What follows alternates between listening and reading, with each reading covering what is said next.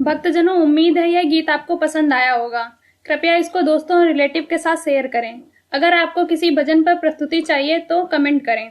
हम आपके लिए इस चैनल पर उस भजन को प्रस्तुत करने का प्रयास करेंगे। अगर आपने हमारे YouTube चैनल को सब्सक्राइब नहीं किया है तो तुरंत सब्सक्राइब करें और बेल आइकन दबाना बिल्कुल ना भूलें। धन्यवाद।